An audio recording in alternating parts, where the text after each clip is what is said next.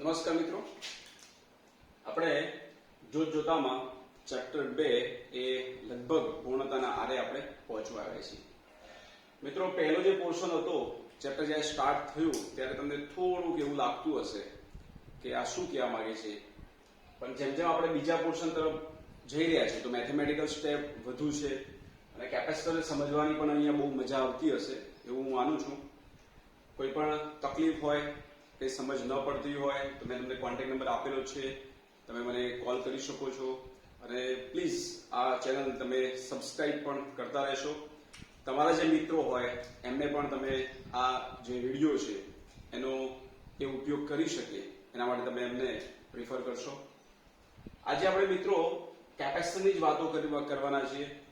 Capacitor, ગઈકાલે આપણે કેપેસિટરને આપણે આ ત્રીજો દિવસ છે તો કેપેસિટર પહેલા સમજ્યા કે કેપેસિટર કેવી રીતે હોય, બે સુવાહક પ્લેટો એની વચ્ચે અવાહક માધ્યમ અથવા તો આપણે બોલીએ કે ડાયલેક્ટ્રિક પદાર્થ મૂકીએ તો એનું કેપેસિટન્સ વધી જાય છે, જે આપણે આજે ચર્ચા કરવાની છે. અને એ કેપેસિટર કોના પર આધારિત હોય તો ગઈકાલે આપણે જે સમીકરણ જે જોયું કેપેસિટરનું કેપેસિટન્સ C, તો આપણે આવું ઇક્વેશન તાર્યું હતું ε0 A/d. ε0 જેને આપણે શૂન્યાવકાશની પરમિટિવિટી બોલીએ છીએ, જેને પરાવૈદ્યુતાંક એવો શબ્દ પણ છે એનો. તો ε0 ક્યારે બદલાય તો માધ્યમ બદલાય બે વચ્ચે તો એ બદલાશે. ε0 એ શૂન્યાવકાશ માટે છે. તમે ડાયલેક્ટ્રિક સ્લેબ દાખલ કરશો તો ε0 ની જગ્યાએ આપણે એપ્સિલોન લખીશું, જે તે માધ્યમની પરમિટિવિટી, એટલે માધ્યમ પર આધારિત હોય કેપેસિટન્સ. બીજું આપણે પ્લેટો લીધી તો પ્લેટોનું ક્ષેત્રફળ A અને D એટલે બે પ્લેટ વચ્ચેનું અંતર, આ ત્રણ વસ્તુ પર કેપેસિટન્સ આધાર રાખશે. કેપેસિટન્સનું મૂલ્ય આપણને જે છે એ ફેરાડે ક્રમનું પ્રાપ્ત થતું નથી.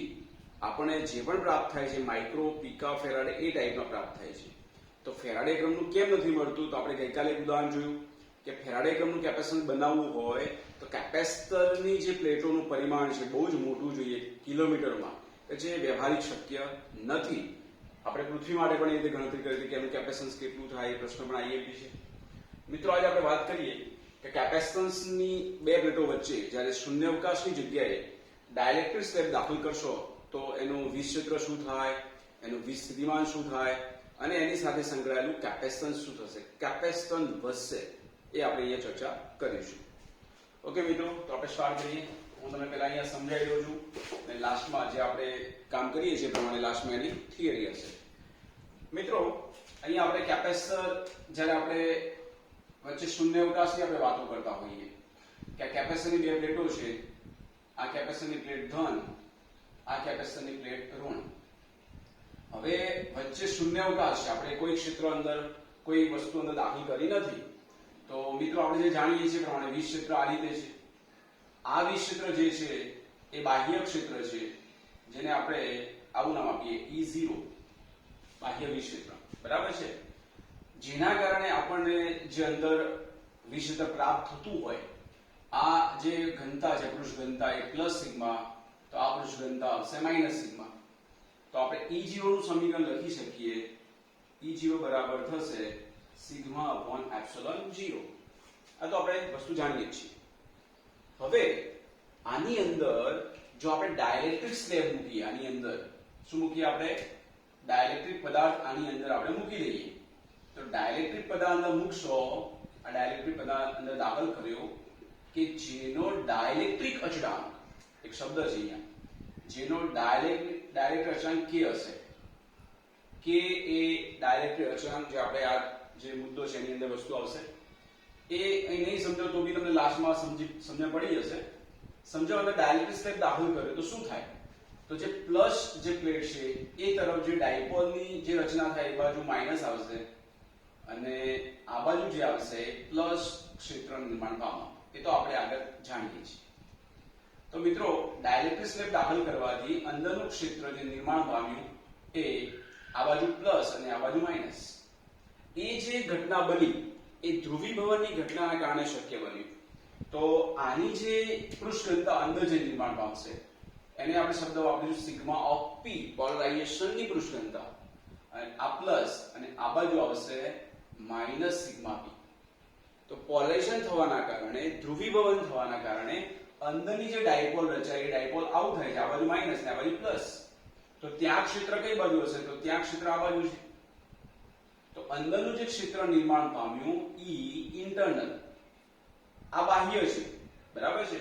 અને તમે E1 બોલશો તો બી વાંધો નહીં, સમજી લો કે આપણે આને E1 બોલ્યા, બાહ્ય ક્ષેત્ર, બરાબર છે. અંદરનું જે ક્ષેત્ર નિર્માણ પામ્યું એને બોલીએ આપણે E2. તો E2 કોના કારણે નિર્માણ પામ્યું? કે જે અંદર આપણે પેલો પદાર્થ મૂક્યો ડાઇલેક્ટ્રિક, એની અંદર ધ્રુવીભવન થયું એટલે અંદરનું જે ક્ષેત્ર છે પ્લસ થી માઈનસ, અને ત્યાં પૃષ્ઠ શું હતી? Sigma p. તો આ જ વસ્તુ પ્રમાણે અંદરનું ક્ષેત્ર શું થશે? તો અંદરનું ક્ષેત્ર આપણે લખીશું E2, શું લખશો? Sigma p upon epsilon 0. જ્યારે આપણે વચ્ચે કશું મૂક્યું નતું તો ક્ષેત્ર આપણું આવ્યું આ E ઓફ એક્સટર્નલ, અને જ્યારે આપણે ડાઇલેક્ટ્રિક પદાર્થ મૂક્યો તો અંદર ડાયપોલની રચના થવાના કારણે માઈનસ બાજુ પ્લસ નિર્માણ પામ્યું, પ્લસ બાજુ માઈનસ, અંદરનું ક્ષેત્ર આમ, અને એ જે પૃષ્ઠઘનતા આવે એને બોલીશું આપણે સિગ્મા p. તો એક ક્ષેત્ર એનો વિરોધ કરશે. E1 અને E2 બંને ઓપોઝિટ છે. E1 is greater than E2, બાહ્ય ક્ષેત્ર E2 કરતા મોટું હશે.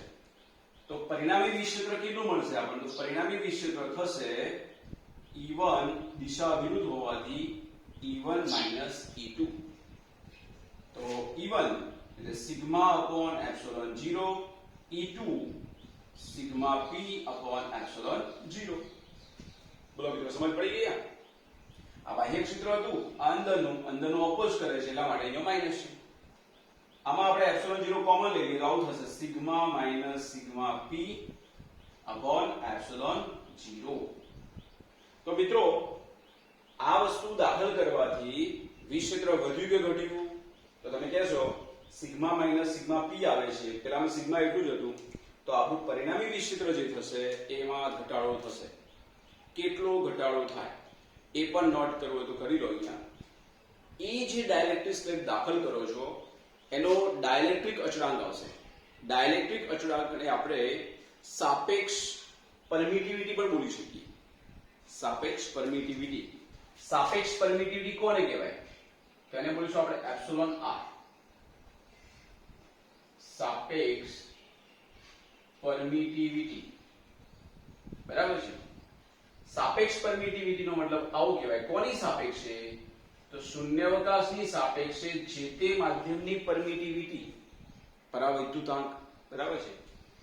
શૂન્યાવકાશની સાપેક્ષે જે તે માધ્યમની પરમિટિવિટી અહીંયા જે બનતી હોય એને આપણે સાપેક્ષ પરમિટિવિટી અથવા એનો સિમ્બોલ આપીએ છીએ આપણે K, જેને આપણે બોલીશું ડાઇલેક્ટ્રિક અચળાંક. એ ડાઇલેક્ટ્રિક અચળાંકનું જે મૂલ્ય છે એ અહીંયા ડાઇલેક્ટ્રિક માટે, ડાઇલેક્ટ્રિક પદાર્થ માટે એ લગભગ K ગ્રેટર ધેન 1 જ હોય છે. એ આપણે આગળ ચર્ચા કરીએ કેટલું હોય ને કેટલું ન હોય એ બધી આપણને સમજ પડશે. તો મિત્રો અહીંયા જે આપણે મળ્યું E બરાબર sigma minus sigma p upon epsilon 0. હવે તમને અહીંયા એમ કહેવામાં આવે કે અહીંયા વિક્ષેત્ર શું થાય? સોરી, વિસ્થિતિમાન શું થાય? તો વિસ્થિતિમાન, આ બે પ્લેટો વચ્ચે વિસ્થિતિમાનનું આપણે સમીકરણ લેવું હોય તો આપણે બોલીશું V બરાબર E ઇન્ટુ બે પ્લેટો વચ્ચેનું અંતર કેટલું છે? d. તો શું થાય? તો બોલીશું આપણે V બરાબર ED. આપણે કોની વાત કરવી છે? કેપેસિટન્સ. કેપેસિટન્સ ની વાત કરવા માટે કેપેસિટન્સ નો મતલબ છે Q upon V, બરાબર. તો આપણે Q ના બદલે મિત્રો અહીંયા આ વસ્તુ પણ આપણે નોટ કરીશું. કેપેસિટરની બે પ્લેટો વચ્ચે તમે માધ્યમ ચેન્જ કરશો, E બદલાશે, V બદલાશે, C બદલાશે, પણ વીજભાર ના બદલાય. કેમ ના બદલાય? સમજો. અહીંયા બે કેપેસિટરની પ્લેટો વચ્ચે બાહ્ય ક્ષેત્ર જે આપી દીધું એનો મતલબ એમ કે બાહ્ય વીજભાર જે આપવાનો હતો એ આપી દીધો. હવે આપણે બેટરી રિમૂવ કરેલી છે એટલે બેટરીની આપણે કોઈ ચર્ચા કરતા નથી. જો બાહ્ય બેટરી જોડેલી નથી તો વીજભાર ક્યાંથી આવશે? એનો અંદરનો જે જથ્થો છે એ તો બદલાવાનો નથી. તો વીજભાર અચળ, વિક્ષેત્ર, વિસ્થિતિમાન અને કેપેસિટન્સ આ ત્રણ વસ્તુ અહીંયા બદલાશે. V બરાબર ED. E નું ઇક્વેશન આવું થયું તો અહીંયા થશે E ની જગ્યાએ તમે શું લખશો? Sigma minus sigma p upon epsilon 0 into d. સમજ પડી ગઈ? સિગ્મામાં કેટલો ઘટાડો થશે? તો સિગ્મા માઇનસ સિગ્મા પી થવાના કારણે બાહ્ય પૃષ્ઠ ઘનતા સિગ્મા હતી, અંદરની સિગ્મા પી. તો પરિણામી જે થાય એને પણ આપણે સિગ્મા જ બોલીએ, પણ એ કેટલી થશે? તો જે અંદર તમે ડાઇલેક્ટ્રિક પદાર્થ મૂક્યો છે એનો ડાઇલેક્ટ્રિક અચળાંક જે આવશે એના ભાગની થઈ જાય. એટલે અહીંયા એક વસ્તુ નોટ કરીશું આપણે કે સિગ્મા માઇનસ સિગ્મા પી પરિણામી પૃષ્ઠ ઘનતા જે એની પરિણામી થતી હોય સિગ્મા જ બોલીએ, તો એનો જે ડાઇલેક્ટ્રિક જે અચળાંક હોય કેટલો છે અહીંયા? તો કે એના ભાગની થઈ જશે. કે એટલે પેલો કુલમ વાળો કે નથી, આ બરાબર કુલમનો અચળાંક નથી, આ ડાઇલેક્ટ્રિક અચળાંક છે જેને સાપેક્ષ પરમિટિવિટી તરીકે આપણે ઓળખીએ છીએ. તો આની જગ્યાએ આપણે આવું મૂકીશું. તો તમે લખશો sigma upon k epsilon 0 into D. આ કોની વેલ્યુ મળી તમને? વી સ્થિતિમાન. બરાબર છે. હવે મિત્રો આપણે જે જાણીએ છીએ પ્રમાણે સિગ્મા બરાબર શું કહેવાય? તો આપણે જાણીએ છીએ કે q બરાબર સિગ્મા a થાય. તો સિગ્મા બરાબર લખીશું આપણે q ભાગ્યા a. તો સિગ્મા ની જગ્યાએ મૂકીએ આપણે q અપોન a ઉપર d k એપ્સિલોન 0. આ શું લાવ્યા તમે? વીજ સ્થિતિમાન બે પ્લેટો વચ્ચે. હવે અહીંયા કેપેસિટન્સ જે મળશે એ કેપેસિટન્સ પહેલા જેવું નહીં હોય, એ કેપેસિટન્સ બદલાયેલું હશે. તો નવું કેપેસિટન્સ કેટલું થયું? તો નવું કેપેસિટન્સ જે બનશે એને આપણે બોલીએ c ડેશ. હવે c ડેશ c બરાબર શું થાય? અથવા તો આપણે એમ બોલીએ કે પેલું જે હતું એ c0 બોલીએ આપણે. આ જે છે એ આપણે પ્રારંભિક એટલે e0 v0 શબ્દો આપણે તો પણ ચાલશે, કોઈ ફરક નથી પડતો અહીંયા. બરાબર છે. નવું કેપેસિટન્સ જે થશે એને આપણે બોલીએ c ડેશ, અથવા તો c બોલો તો જે પ્રારંભિક હોય એને c0 બોલવાનું. બરાબર. અહીંયા સિમ્બલ બદલાવી કોઈ ફરક પડતો નથી. ચલો c નો મતલબ શું છે? તો c નો મતલબ છે q upon v. તો આપણે બોલીએ c dash q upon v. q નથી બદલાવાનું, v બદલાવ્યો અહીંયા. બરાબર છે. તો આ જે વસ્તુ મેં એપ્લાય કરશો, v ની કિંમત અહીં મૂકી દો તો શું થાય? તો q v ની જગ્યાએ તમે મૂકશો q into d a k epsilon 0. તો આ નીકળી જશે. આનો મતલબ શું થયો? તો આવું થશે epsilon 0 k a by d. આ c ડેશ. તો અહીંયા તમે જાણો છો મિત્રો કે એપ્સિલોન 0 a upon d શું હતું? એપ્સિલોન 0 a ભાગ્યા d શું હતું? તો એપ્સિલોન 0 a upon d. તો આપણે જાણીએ છીએ કે કેપેસિટન્સ નું સૂત્ર હતું એપ્સિલોન 0 a upon d. તો epsilon 0 a upon d c કહેવાય. એટલે મતલબમાં આ ક્યારે લઈ શકાય? તો શૂન્ય અવકાશ હતું ત્યારે. આને તમે c અથવા c0 બોલી શકો છો. તો નવું કેપેસિટન્સ કેટલું થયું? તો નવા કેપેસિટન્સમાં વધારાનું શું આવ્યું? k. તો અહીંયા આપણો આન્સર થશે c ડેશ બરાબર c into k. જોઈ લો વધારાનું શું છે અહીંયા? k. બરાબર છે. k ની વેલ્યુ ડાઇલેક્ટ્રિક માટે કેવી હશે? તો ડાઇલેક્ટ્રિક માટે k ની વેલ્યુ 1 કરતા મોટી હશે. તો k ની વેલ્યુ જો 1 કરતા મોટી આવતી હોય તો c ડેશ મોટા કે c મોટા? તો તમે કહેશો c ડેશ મોટા. તો c dash is greater than c. બોલો મિત્રો શું થયું અહીંયા? તો તમે કહેશો કેપેસિટન્સ વધ્યું, નવું કેપેસિટન્સ. e માં શું થયું? તો 20 e તમે જુઓ તો e જ્યારે આપણે ડાઇલેક્ટ્રિક સ્લેબ નતો મૂક્યો ત્યારે e કેટલો હતો? Sigma upon epsilon 0. Dielectric slab મૂકવાથી શું થયું? તો બાદબાકી થયું ઉપર. તો e નું મૂલ્ય ઘટ્યું. બરાબર છે. એટલે સમજી લો કે શૂન્ય અવકાશમાં વીજ ક્ષેત્ર E0 હોય અને ડાયરેક્ટ સ્લેબ મૂક્યો ત્યારે E હોય તો કયું મોટું આવશે? તો શૂન્ય અવકાશ વાળું મોટું આવશે. હવે જો E ઘટ્યો તો V શું થશે? તો V બરાબર ED. V ચલે છે E. તો તમે કહેશો કે V સ્થિતિમાન જે પહેલા હતું એ V0 બરાબર છે અને પછી નવું મળે V બોલો તો શું થયું? V0 greater than V. Sorry, હા, V નું મૂલ્ય શું થશે? ઘટશે. સોરી, પ્રારંભિક V ક્ષેત્ર કરતા અંતિમ જે થશે એ ઘટશે, એ દેખાય છે. તો અહીંયા પણ તમે જોઈ લો V, તો V નું મૂલ્ય જે આવશે એમાં પણ k છેદમાં જ આવે છે, તો V નું મૂલ્ય પણ ઘટશે. એટલે આ પ્રારંભિક અને અંતિમ, એટલે અંતિમ ઓછું મળે. પણ કેપેસિટરમાં શું થયું? તો પહેલું કેપેસિટર સમજી લો કે C0 હતું, અહીંયા C લખ્યું છે. પહેલું કેપેસિટર C હતું, પછી મળ્યું C ફોર એક્ઝામ્પલ, તો શું થશે?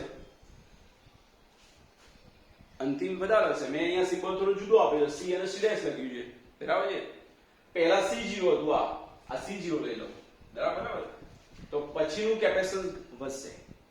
તો તમને પ્રશ્ન કરવામાં આવે ને, બહુ આઈએમપી પ્રશ્ન છે કે કેપેસિટરની બે પ્લેટો વચ્ચે શૂન્યાવકાશ હોય ત્યારે અને બે પ્લેટો વચ્ચે આપણે ડાયરેક્ટ સ્ટેપ દાખલ કર્યો, એ પછી કઈ રાશિ બદલાશે? તો કઈ રાશિ નહીં બદલાય, કઈ રાશિ અચળ રહેશે? તો Q. વીજભાર આપણે પહેલાથી આપી દીધો છે, આપણે નવો એડ નથી કરતા, બેટરી જોડતા નથી. Q અચળ લખી રાખજો. V અને E ઘટશે, બરાબર છે, અને કેપેસિટન્સ વધશે. કેપેસિટન્સ કેટલું થશે? તો કેપેસિટન્સ k ગણું થશે. કેપેસિટન્સ મૂલ્ય k ગણું થાય અને k ડાઇલેક્ટ્રિક માટે 1 કરતા મોટો હશે, બરાબર છે. તો આ સમજૂતી આપણે આપવાની છે અને વ્યવસ્થિત રીતે આપણે અહીંયા લખી દઈએ. મિત્રો, સિમ્બોલ ચેન્જ કરવાની કોઈ ફરક નથી પડતો, ધ્યાન આપજો. કોઈ એમ કે મારે પ્રારંભિક 0 શબ્દ વાપરવો છે, અંતિમમાં EVC વાપરવું છે, તો પણ ચાલી જાય. કોઈ એમ કે પ્રારંભિક EVC વાપરવું છે અને અંતિમ જે છે મારે ડેશ વાપરવું છે, E dash V dash C dash, તો પણ કોઈ ફરક પડતો નથી. પણ આપણે એને સમજીને તૈયાર કરીશું, બરાબર છે. આ થિયરી મોસ્ટ આઈએમપી છે, એક્ઝામ્પલની દ્રષ્ટિએ પણ આઈએમપી છે અને MCQ ની દ્રષ્ટિએ પણ આઈએમપી છે, બરાબર છે. એટલે બરાબર નોટ કરીશું.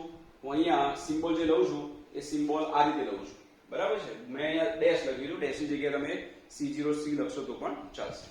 ઓકે.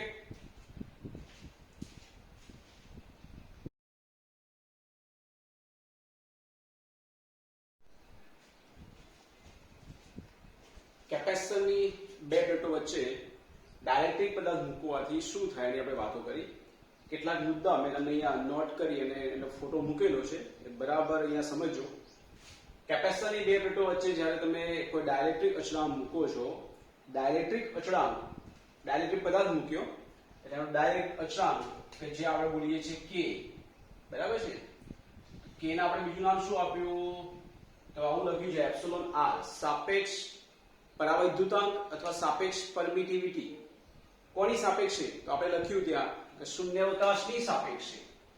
એટલે આને આવું લખી શકાય, એપ્સિલોન ભાગ્યા એપ્સિલોન 0.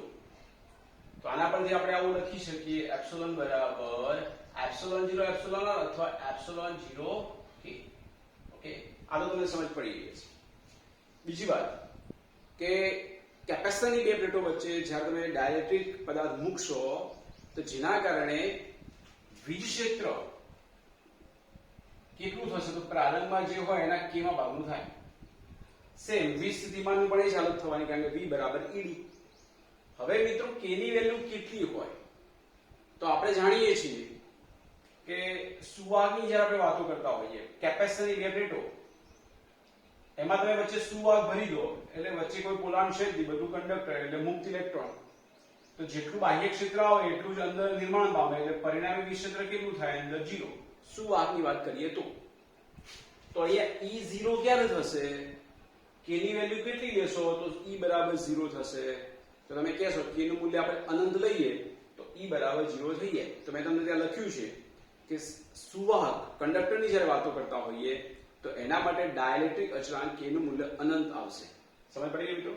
k અનંત તો અંદર કેટલું આવે? E બરાબર 0 આપણને ખબર છે. શૂન્યાવકાશ છે તો કોઈ ઘટના થવાની નથી, બાહ્ય ક્ષેત્ર જે છે જ આવે, એટલે k ની વેલ્યુનો કોઈ ફરક પડતો નથી, એટલે k ની વેલ્યુ 1.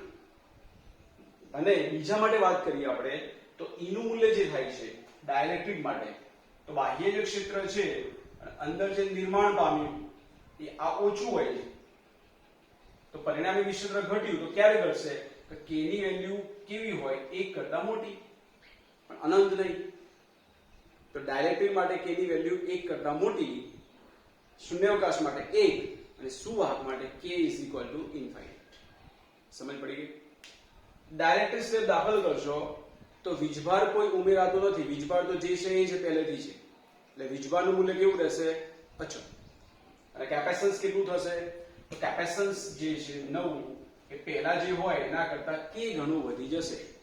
તો આપણે કેપેસિટન્સનું મૂલ્ય વધારવું હોય તો ડાઇલેક્ટ્રિક અચળાંક જેટલો હોય એટલો મોટો રાખવો જોઈએ, પણ અનંત નહીં. અનંતનો કોઈ મતલબ રહેતો નથી, એ વીજભાર સંગ્રહ કરશે નહીં. ઓકે મિત્રો, હવે આપણે ઉદાહરણ 2.8 ની વાત કરીશું કે જે એક્ઝામ્પલમાં તો IMP છે જ, પણ સાથે સાથે એ નીટ અને જી ટાઈપના પ્રશ્નોમાં પણ ખૂબ જ ઇમ્પોર્ટન્ટ છે. બરાબર, આ ટાઈપનો પ્રશ્ન પૂછાતો રહેલો છે. તો જોઈએ આપણે કેપેસિટરની બે પ્લેટો કે જે બે વચ્ચેનું અંતર કેટલું છે? d. એની અંદર આપણે કામ એવું કરવાનું છે કે થોડાક ભાગની અંદર ડાઇલેક્ટ્રિક સ્લેબ દાખલ કરવાનો છે અને કેટલાક ભાગની અંદર આપણે શૂન્યાવકાશ રાખવાનો છે. તમે કોઈ પણ બાજુથી લઈ શકો છો, એમાં કોઈ ફરક પડતો નથી. અહીંયા એમ કહે છે કે બે પ્લેટો વચ્ચે અંતર d છે, ટોટલ વીજભાર જે અહીં આપેલો છે સમજી લો કે પ્લસ q વીજભાર અહીં આપેલો છે, એટલે આ બાજુ કેટલો કહેવાય? તો માઈનસ q. ઓકે, હવે એનો 3d/4 ભાગમાં, કેટલા ભાગમાં? તો 3d/4. 3d/4 એટલે કેટલો થાય? તો એ પોણો ભાગ થશે, એટલે 75% ભાગ કહેવાય કેપેસિટન્સનો. એની અંદર આપણે k જેટલો ડાઇલેક્ટ્રિક અચળાંક વાળું માધ્યમ મૂકવાનું છે. તો 3d/4 માં તમે k જેટલો ડાઇલેક્ટ્રિક અચળાંક વાળું માધ્યમ મૂકી દો તો 25% ભાગ એટલે કેટલો કહેવાય? d/4 ની અંદર આ વસ્તુ નથી, એટલે ત્યાં શું છે? તો આપણે બોલીશું કે ત્યાં શૂન્યાવકાશ છે. સમજ પડી ગઈ? પોણા ભાગની અંદર 3/4 ડિસ્ટન્સ ની અંદર k જેટલો ડાઇલેક્ટ્રિક અચળાંકનો માધ્યમ અને 25% ભાગ એટલે d/4 જે ભાગ બનશે એમાં આવ્યું છે શૂન્યાવકાશ. તો આપણે કામ કરીએ, આમાં આપણે આ જે ભાગ લઈએ, સમજીએ અહીંયા કે d/4 આ બાજુ રાખીએ આપણે. સમજી લો કે આટલા ભાગમાં શૂન્યાવકાશ છે, આટલા ભાગમાં શૂન્યાવકાશ. કેટલા ડિસ્ટન્સમાં? તો આપણે બોલીશું આ ડિસ્ટન્સ થયું d/4 અને બાકીનો જે ભાગ બનશે એના સિવાયનો આ જે ભાગ બન્યો એ આપણે બોલીશું 3d/4. સમજ પડી ગઈ? ટોટલ d થઈ જવું જોઈએ. તો આ ભાગની અંદર જે આવેલું છે એ આપણે ડાઇલેક્ટ્રિક પદાર્થ મૂકી દીધો, જ્યાં એનો ડાઇલેક્ટ્રિક અચળાંક કેટલો છે? k. અને અહીં શું આવેલું છે? તો અહીં બોલીશું આપણે શૂન્યાવકાશ. અહીં આપણે કોઈ વસ્તુ મૂકી નથી. બરાબર છે? તો મિત્રો શૂન્યાવકાશ છે, તો અહીંયા વિક્ષેત્ર શું બોલીશું? તો અહીંયા વિક્ષેત્ર બોલીશું આપણે E0. અહીંયા વિક્ષેત્ર શું બોલશો? તો વિક્ષેત્ર કેટલા ભાગનું થઈ જાય? k જેટલો ડાઇલેક્ટ્રિક અચળાંક હોય તો અહીંયા જે વિક્ષેત્ર આવશે એ k માં ભાગનું આવશે, E0/k. બહુ સરસ વસ્તુ છે, અહીંયા તમને બહુ સરળતાથી ખબર પડી જશે. હવે મિત્રો અહીંયા વાત એવી થઈ કે કેપેસિટર એક હતું આપણું, જેની વચ્ચે અંતર d હતું બે પ્લેટો વચ્ચે. હવે આ વસ્તુ કરવાથી બે કેપેસિટર બની ગયા. એક કેપેસિટર આ વાત કરીશું, એક કેપેસિટર આ વાત કરીશું આપણે, એટલે વચ્ચે જાણે પ્લેટ આવી ગઈ એમ સમજી લો. તો બે કેપેસિટરની રચના થઈ, એટલે આ ભાગની વાત અલગ કરીશું આપણે, આટલા ભાગની, અને આટલા ભાગની અલગ વાત કરીશું આપણે. તો બે કેપેસિટર આ શ્રેણી જોડાણમાં આવી ગયા. કેવા જોડાણમાં આવી ગયા? Number 1 capacitor, number 2 capacitor. વીજભાર આમ જવાનો છે, એટલે એકમાં જઈ બીજામાં જશે, એટલે કયું જોડાણ કહેવાય? શ્રેણી. હવે શ્રેણી જોડાણમાં વોલ્ટેજનું વિભાજન થાય. શું થશે? વોલ્ટેજનું વિભાજન. તો આપણે બંને જગ્યાએ જે વોલ્ટેજ આવેલા હોય એ બંનેનો આપણે સરવાળો કરીએ. સમજો આટલામાં વોલ્ટેજ છે V1 અને અહીંયા વોલ્ટેજ છે V2. આ બેનો ટોટલ સરવાળો કરશો તો આ બે વચ્ચે 20 સ્થિતિમાન પ્રાપ્ત થશે, અને 20 સ્થિતિમાન પ્રાપ્ત થશે તો તમે કેપેસિટન્સ કેટલું થયું એ તમે ગણી શકશો. તો આપણે કેપેસિટન્સની વાત કરવા માટે સૌપ્રથમ 20 સ્થિતિમાનની વાતો કરીશું આપણે. તો આ બે જગ્યાએ 20 સ્થિતિમાન કેટલું હોય ગણી નાખો, અને પછી શ્રેણી છે એટલે 20 સ્થિતિમાનનું શું થશે અહીંયા? તો 20 સ્થિતિમાન જે છે ડિવાઈડ થયેલો હોય એટલે બેનો આપણે સરવાળો કરવો પડે. આ બધી આગળ ચર્ચા આપણે કરવાના છીએ. તો અહીંયા એક કામ કરીશું આપણે. જુઓ અહીંયા આ નંબર 1 આ નંબર 2, d/4 જે ભાગ બન્યો એની અંદર આપણે વાત કરીએ. બરાબર છે? અહીં જે 20 સ્થિતિમાન બનશે એ V1, અહીં સ્થિતિમાન જે બનશે v2 બરાબર છે d/4 જેટલા ભાગમાં શૂન્યાવકાશ હોવાથી વીજ સ્થિતિમાન અહીંયા જે વીજ સ્થિતિમાન બનશે આપણને એને બોલીએ આપણે v1 તો v1 શું થશે તો વીજ ક્ષેત્ર છે E0 અંતર કેટલું તો v બરાબર ed સૂત્ર વાપરવાનું ને આપણે તો d ની જગ્યાએ શું લખશો તો d/4 જેટલા ભાગમાં શૂન્યાવકાશ હોવાથી વીજ સ્થિતિમાન આટલું થશે v બરાબર ed સૂત્ર વાપરી 3d/4 ભાગમાં કોણા ભાગની અંદર 3d/4 જેટલા ભાગમાં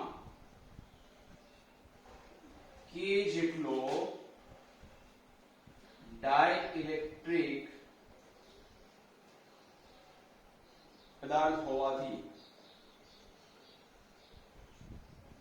હોવાથી વીજ ક્ષેત્ર કેટલું થાય તો કેમાં ભાગનું તો ત્યાં પણ જે વીજ સ્થિતિમાન બનશે વીજ સ્થિતિમાન v2 હવે સૂત્ર થાય v બરાબર ed પણ e કેટલા અહીંયા તો ત્યાં e આવશે E0/k સમજ પડી ગઈ E0 એટલે શૂન્યાવકાશમાં અને ત્યાં કેટલું મળે કેમાં ભાગનું મળે અને ડિસ્ટન્સ કેટલું તો ડિસ્ટન્સ છે 3d/4 બોલો મિત્રો સમજ પડી ગઈ અહીંયા વીજ ક્ષેત્ર આવશે કેમાં ભાગનું અને ડિસ્ટન્સ છે 3d/4 એટલે v બરાબર ed સૂત્ર આપણે એપ્લાય કરી લીધું હવે v1 અને v2 આ બંનેનું શું કરવું પડશે સરવાળો કારણ કે બે કેપેસિટર રચના થઈ અને બંને શ્રેણીમાં છે શ્રેણીમાં વોલ્ટેજનો સરવાળો કરવો પડશે વિભાજન થયું હોય ને એટલા માટે અહીંયા જુઓ મિત્રો કુલ વીજ સ્થિતિમાન અહીંયા લઈશું આપણે કુલ વીજ સ્થિતિમાન v બરાબર આવશે v1 v2 તો v1 તરીકે લીધું આપણે v1 E0 into d/4 v2 તો v2 આવશે E0/k into 3d/4 બંનેમાં કોમન શું નીકળશે તો બંનેમાં કોમન નીકળશે E0d અહીંયા રહેશે 1/4 plus 3/4k 4 પણ બહાર લઈ લઈએ આપણે આવું થશે જોઈ લો E0d/4 બહાર લઈએ તો અહીંયા 1 plus 3/k ઓકે મિત્રો હવે અહીંયા આ રીતે રાખો તો પણ વાંધો નથી પણ આપણે E0d ને શું બોલી શકીએ સમજી લો કે આ ટોટલ વિસ્તારની અંદર શૂન્યાવકાશ હોત આખામાં કેટલા અંતરમાં d તો આખામાં વીજ ક્ષેત્ર શું હોત તો E0 બરાબર છે ને તો E0d શું આવતું તો અંદર કોઈ માધ્યમ મૂકેલું જ નથી તો E0d એટલે ટોટલ વીજ સ્થિતિમાન આવતું ને તો E0d ની જગ્યાએ શું બોલશો તમે E0d શું બોલી શકાય તમે વિચારી લો અહીંયા